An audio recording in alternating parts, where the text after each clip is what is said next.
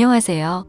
저는 30대 후반의 평범한 남자이고 현재는 서울에서 조그마한 식당을 운영하면서 살아가고 있습니다. 원래는 아내와 함께 행복한 미래를 꿈꾸면서 시작하게 된 음식점인데 지금은 처제와 단 둘이서 식당을 운영하고 있네요. 정말 남들에게는 결코 일어나지 않을 법한 말도 안 되는 일들이 제게 일어나게 되었죠. 사실 저는 주변 누구보다도 착하지 못한 그런 삐뚤어진 시선으로 세상을 바라보며 살아가고 있었습니다. 어릴 때부터 저는 몸이 정말 허약한 체질이었습니다. 흔히 생각하시는 약골의 얼굴도 못난 탓에 저도 모르게 학창시절 내내 왠지 모를 주변 사람들의 시선에 사람을 기피하게 되었던 거죠. 그리고 더 사람을 기피하게 된 것도 처음 짝사랑하게 된 여자에게서 너무 아픈 상처를 받게 되었습니다.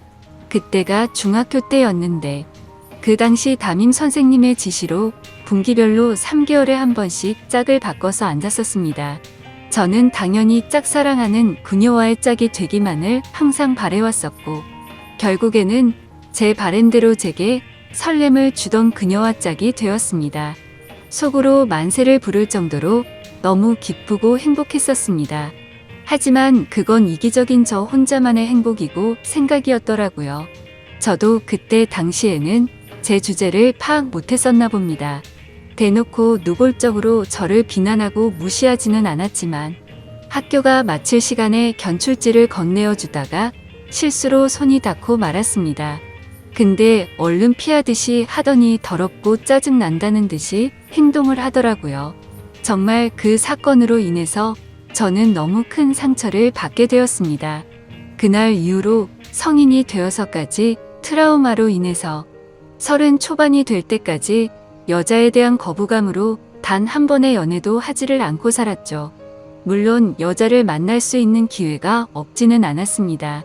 다행히도 나이가 들면서 점점 외모적으로도 자신감이 생겨갔고 나름대로 저와 사귀고 싶다는 표현을 했던 여자들도 있었으니깐요. 하지만 기억 속에 그 일 이후로부터 제 마음은 너무 굳게 닫혀서 열릴 생각을 하질 못했던 거죠. 아무튼 저는 몇 년 전까지만 해도 그냥 이렇게 편하게 혼자 살아가려고 했었습니다. 직업에 대한 자부심도 있었고 굳이 결혼에 대한 필요성도 느끼지를 못했었거든요. 남들처럼 집안이 화목하거나 그렇지도 못해서 가족에 대한 중요성도 와닿지 못했었고 요즘에는 일부러 결혼을 하지 않고 살아가려는 사람들도 많은 시대라고 생각했습니다. 아무튼 미래에 대한 생각도 별로 없었고 그냥 그저 그런 하루하루를 지내고 있던 어느 날이었습니다. 월요일 무거운 몸을 이끌고 회사로 출근을 했습니다. 그런데 사무실에 집기 하나도 빠짐없이 텅텅 비어 있더라고요. 5년 동안 다니던 회사였기에 이게 무슨 일인가 싶어서 진심으로 꿈을 꾸는 건가라는 생각으로 머리가 멍했고 망치로 얻어맞은 기분이었습니다. 황당해서 뭐지 싶은 마음에 전화기를 꺼내는데 뒤이어 직원들이 하나 둘씩 출근을 하더라고요. 사태 파악을 하고 봤더니 사장이 기어코 직원들의 임금도 다 떼먹고는 야반 도주를 했던 거였습니다. 그 당시에 저희 회사는 인테리어를 하는 회사였는데 솔직히 이 업계가 많이 불안한 건 맞았죠. 하지만 5년이란 시간 동안 동거동락했던 제게 말 한마디 없이 이렇게 도망가 버리다니 너무 충격적이었고 세상이 무너지는 기분이었습니다. 왜냐하면 월급이 조금 떼인 거라면 크게 상관없었겠죠. 하지만 사장과는 형 동생 하면서 제가 부사장 직함을 달고 있었고 공사했던 곳에서 대금 지급이 갑자기 미뤄졌다면서 급하게 융통한다며 제게 3천만 원을 꺼갔던 상황이었습니다. 남들에겐 적다면 적은 돈이겠지만 저에겐 정말 큰 돈이어서 충격이 어마어마했죠. 게다가 돈도 돈이지만 제 성격에 모든 사람들을 기피하면서도 외동인 제게 거의 유일하게 친형같이 생각했던 사람이 또 저를 배신하게 된 거였습니다. 저도 환장할 노릇인데 직원들은 제게 이게 어떻게 된 거냐고 물어보더니 시간이 갈수록 저를 다그치면서 몰아붙이기 시작하더라고요. 이러다가는 저도 공범으로 큰일 나겠다 싶었습니다. 저는 직원들에게 빚쟁이들이 올지도 모르니까 얼른 경찰에 신고부터 하자고 설득하고 신고를 하게 되었죠. 그리고서 몇 주가 지나도록 사건은 진척이 없었습니다. 이미 사장놈은 오랜 기간 동안 도주를 계획했던 건지 해외로 출국했는데 잡기가 쉽지 않을 거라고 하더군요. 너무나도 절망적이어서 하늘이 무너지는 기분이 들었습니다. 그래서 이렇게 있다가는 큰 사고라도 치겠다 싶어서 저는 무작정 지갑만 챙겨서 제주도로 향했습니다. 그냥 모든 걸 다 잊고 싶었고 전 재산을 날린 것도 아니니까 차근차근 다시 시작하면 되겠지라는 마음을 가지려고 애를 썼습니다. 아무튼 그렇게 저는 제주도에서 가장 외진 곳에 위치한 펜션에서 숙박을 하게 되었죠. 사실 그때는 아무리 마음을 차분하게 먹으려고 애써봤지만 도저히 정신이 온전할 수가 없더라고요. 결국 기분이 너무 심란해서 생애 처음으로 펜션에서 숯불 바비큐를 준비하고는 소주만 연신 들이부으면서 청승맞게 혼자서 술을 마시고 있었습니다. 그런데 갑자기 옆에서 조용히 저기요라며 저를 부르더군요. 저는 갑자기 들린 여자 목소리에 어버버대면서 깜짝 놀라고 말았죠. 그 모습을 보더니 여자 2명이 저를 쳐다보면서 제가 놀라는 모습이 웃겼던 건지 웃음을 겨우겨우 참아가면서 저를 보고 있더라고요. 너무 민망해서 얼버무리면서 대답을 했더니 자기네들이 해녀 체험을 하고 왔는데 둘이 먹기에는 너무 많고 버리기엔 아깝다면서 혹시 해산물 좋아하면 좀 나눠줄까요? 라고 물어보더라고요. 저는 여자랑 대화를 하는 것조차 너무 소심했던 성격인지라 그녀의 눈도 마주치지 못하고 생각이란 필터를 거치지도 못하고 감사합니다 라고 대답을 해버렸습니다. 아무튼 그렇게 나눠준 해산물도 같이 구우면서 주위를 둘러봤더니 펜션에 묵는 사람들이 저와 그 2 여자밖에 없는지 엄청나게 조용하더라고요. 뭔가 뻘쭘하게 혼자서 소주를 마시면서 먹고 있는데 제가 해산물을 줬던 여자가 말을 걸더라고요. 제주도에 혼자 여행 오신 거냐며 너무 낭만적인 것 같다고 하면서 혼자 심심하시지 않냐고 괜찮으면 자기네들이랑 같이 마시는 거 어떻겠냐고 묻더라고요. 평소에 저였다면 절대로 합석은 꿈도 꾸지 못했을 겁니다. 그런데 솔직히 말해서 어릴 적 짝사랑했던 여자 이후로 처음으로 제 눈에 너무 쏙 들어오는 여자였습니다. 그리고 술도 많이 마셔서 조금 취한 상태였기에 어디서 나온 용기였는지 그러자고 대답을 하게 되었죠. 그렇게 그녀들과 저는 합석을 해서 함께 술을 마시게 되었고 이야기를 들어보니 그 둘은 친자매였고 어제 숙소에 도착을 했고 일주일간 머물다가 간다고 하더라고요. 저도 열흘 정도를 예약한 상태라고 했더니 잘 됐다면서 그러면 지내는 동안 잘 지내보자고 먼저 손을 건네더군요. 저는 너무 숙맥처럼 쭈뼛거리며 손을 마주 잡고 인사를 했고 술이 취하면 취할수록 2 자매와 저는 재미난 이야기들을 하게 되었습니다. 그때 드는 생각이 저도 모르게 말로 나와버렸습니다. 사실 혼자서 괴로움을 삭히려고 왔는데 혼자 있을 때는 더 괴롭더니 지금은 괴로운 게 다 잊혀지고 너무 즐거운 것 같다고 말했습니다. 그러자 언니였던 제 이상형의 그녀는 무슨 일이냐고 제게 물어봤고 저도 모르게 그동안의 고충을 푸념하듯이 얘기를 하고 말았죠. 그런데 그런 지루하고 재미없는 얘기인데도 불구하고 그녀는 너무 진지하게 저를 똑바로 쳐다보면서 이야기를 들어주고 진심 어린 조언을 해주더라고요. 생전 처음으로 느껴보는 친절함에 저는 너무 행복했고 설레었습니다. 그렇게 꿈처럼 행복했던 시간을 보내다가 자리를 끝 마치게 되었죠. 다음날 저는 전날 있었던 일에 민망해져서는 만나면 인사를 먼저 건네야 하나? 아니면 아는 척을 하지 말아야 하는 건가? 온갖 생각과 고민을 했었습니다. 그러나 그런 고민들이 무심하게도 밖에 담배를 피러 나갔더니 그녀는 반갑게 저를 보고 웃으며 인사를 하는데 심장이 쿵 하고 내려앉는 것 같았죠. 여행하러 와서는 하루 종일 주무시냐며 인사를 건네는데 저도 어색한 인사로 답을 했습니다. 그러더니 오늘 우리 같이 밥 먹으러 가기로 한 거 잊었냐면서 묻더라고요. 저는 취한 나머지 해선 안 될 짓을 했구나 싶었고 괜히 여행 방해되고 싶지 않다며 어제 했던 말은 잊으라고 말하며 재밌게 여행을 즐기라고 했죠.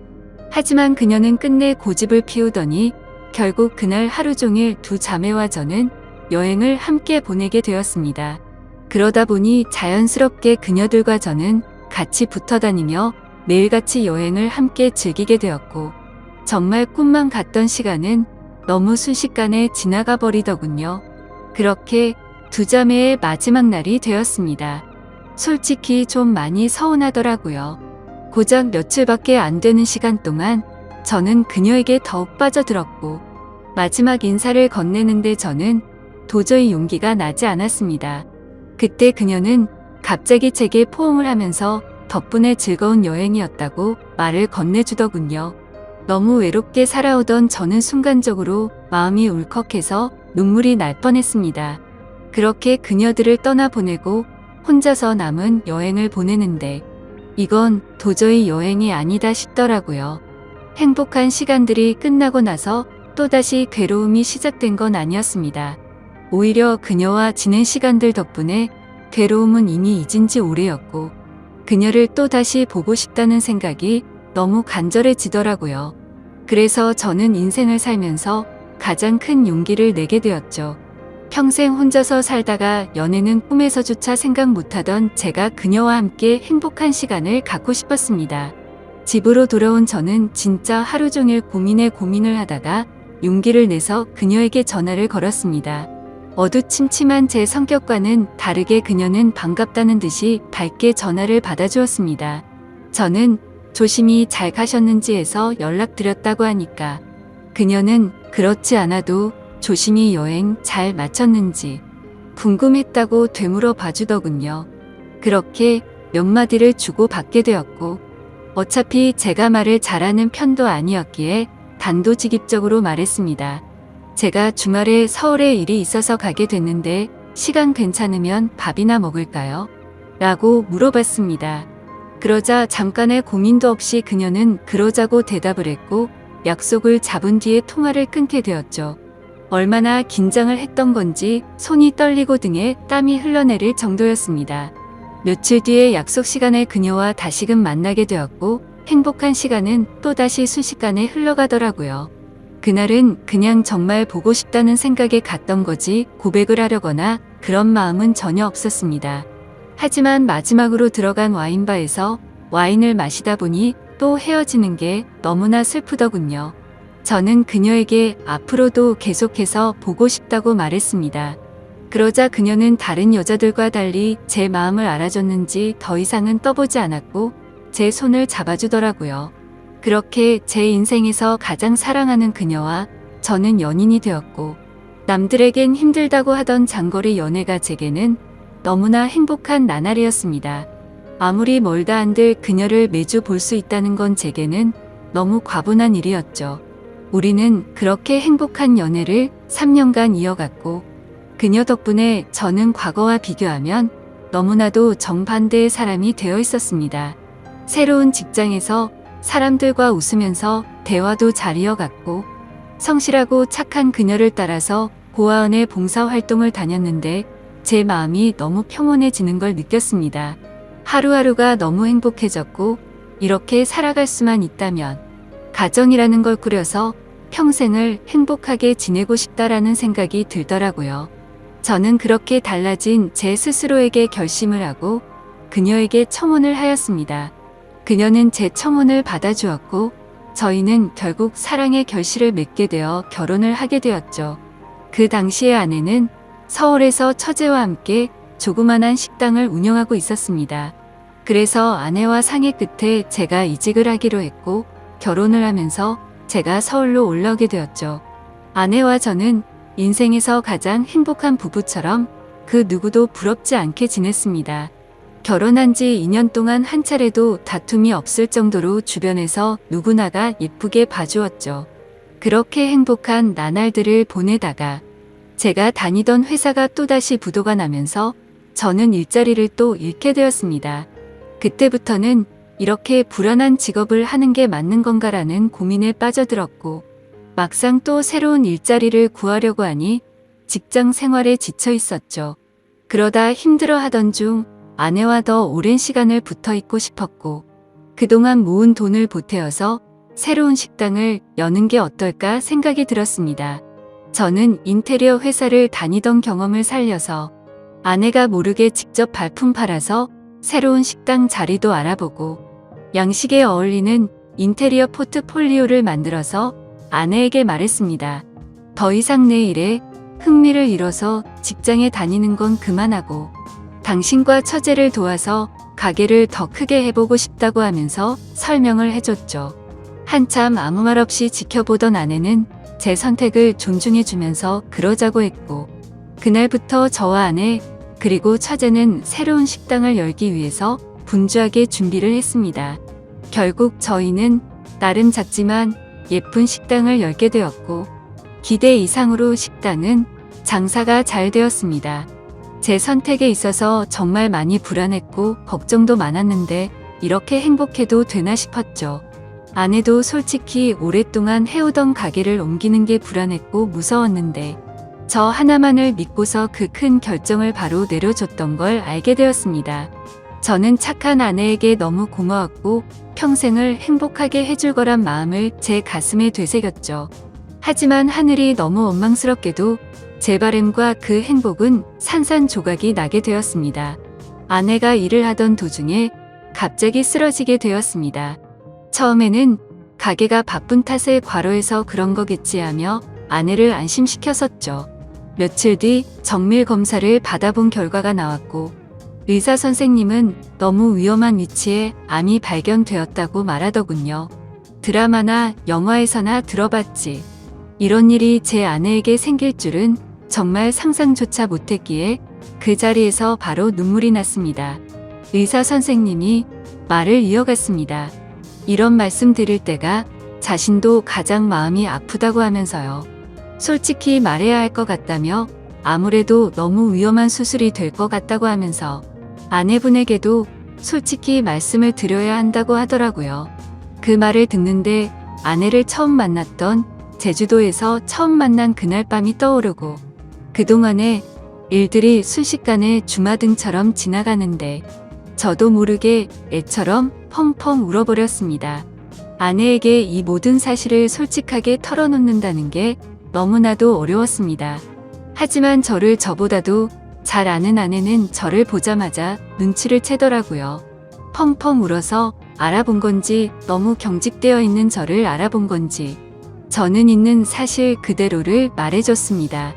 아내는 괜찮은 척 하면서 오히려 저를 위로해주면서 말을 하더라고요. 솔직히 너무 무섭고 화도 나고 슬프지만 저를 만나서 그동안 너무 행복했다며 그래도 위험하긴 하지만 끝까지 포기는 하지 않을 테니까 좌절하지 말자고 하더군요. 그 말을 듣는 순간 제가 너무 부끄러웠습니다. 정작 아픈 아내는 저렇게 용기를 내서 힘을 내려고 하는데 도저히 저부터 무너질 수가 없었습니다. 처가댁에 연락을 해서 이 사실을 말씀드렸고 장인어른과 장모님 그리고 처제는 아내에게 찾아와서 미친 듯이 펑펑 울었습니다. 그러자 아내도 그동안 참았던 눈물이 터진 건지 애처럼 펑펑 우는데 정말 가슴이 찢어졌습니다. 그렇게 아내는 항암 치료를 시작하게 되었고 날이 가면 갈수록 급속도로 야위어가는 아내를 보고 있으니 모든 게 너무 원망스러웠습니다.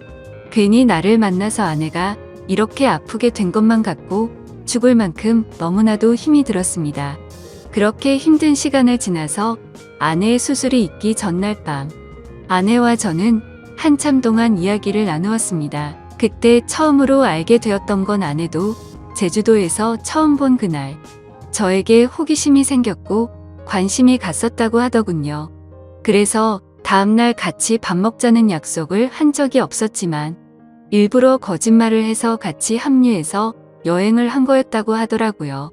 물론 제 여행을 방해하고 싶었던 건 아니었고 제가 그날 밤 혼자 있을 때 더 괴롭다고 했던 말이 밤새도록 신경이 쓰였답니다. 제 아내의 성심이 깊은 건 알았지만 그 말을 듣는 순간 눈물이 멈추지가 않더군요. 그러면서 수술이 어려운 건 우리 모두가 다 잘 알고 있는 사실이니까 지금 말을 해야겠다고 하더라고요.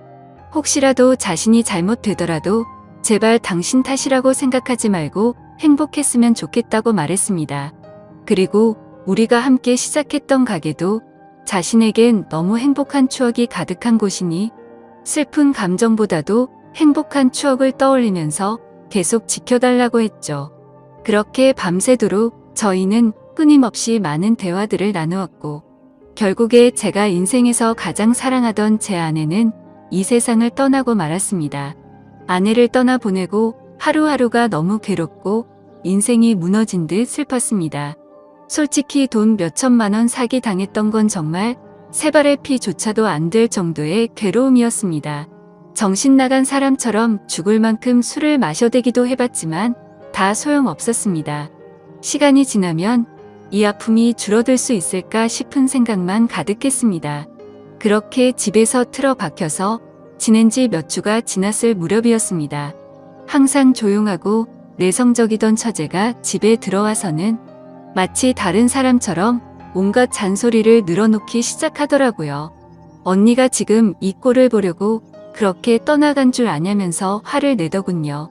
형부 혼자서만 힘든 줄 착각하지 말라며 주변 사람들 생각해서 제발 그만하라면서 화를 내다가 울더라고요. 정말 예전이나 지금이나 너무 이기적인 나쁜 놈이었습니다. 저뿐만 아니라 모두가 다 힘들어도 꿋꿋이 버텨내고 있다라는 생각이 들더군요. 울고 있는 처제에게 다가가서 저도 같이 울면서 미안하다고만 되뇌었죠.